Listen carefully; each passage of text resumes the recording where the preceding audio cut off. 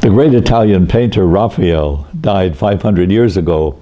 Many art critics say his painting, The Transfiguration of Jesus, is the most beautiful painting ever made. I'm no expert on art, but I think the painting says a lot about the gospel we're considering today, the Transfiguration of Jesus on the mountain. Artists tell us about the mysteries of God in their own way. The bottom part of the painting is a dramatic story of the cure of a young boy brought to Jesus by his father.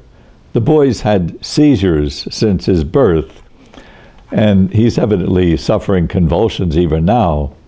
The crowd around the boy and his father and the disciples around Jesus are excitedly calling for something to be done. And Jesus looks at the poor boy. He'll cure him. But before he does, he reminds them about the importance of faith. In Mark's gospel, he asks the boy's father if he believes. "I believe, Lord. Help my unbelief." In Matthew's gospel, Jesus tells his disciples they're not able to help because they don't pray enough. Now, this takes place at the midpoint of Jesus' ministry. On his way through the towns of Galilee, he's performed many dramatic cures like this. His miracles and his teaching have created enthusiasm, but after a while, many forget and turn away from him, even his own town at Nazareth. And religious leaders from Jerusalem sow doubts about him. The disciples following him don't understand him completely.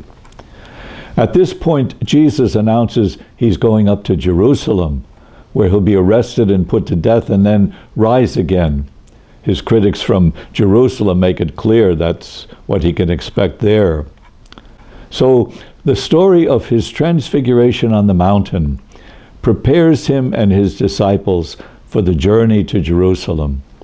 Raphael hints at what is to be expected there in the distant mountain to the right of the painting.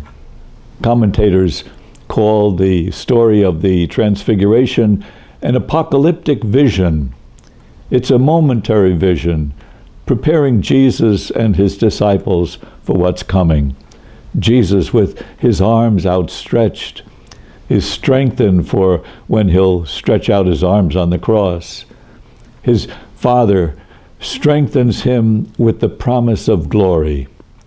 His disciples, with their incomplete faith, are strengthened by the promise of glory too. And God also strengthens us with brief revelations of his glory. Even now, Jesus reveals his glory to us that we don't lose hope. Even now, we can see intimations of God's glory in our lives, brief encounters, transitory moments, transfigurations of a lesser kind as Jesus leads us on. So like the man with his son suffering from seizures, Jesus tells us to believe. Like his disciples wondering why they can't do anything, Jesus tells us to pray.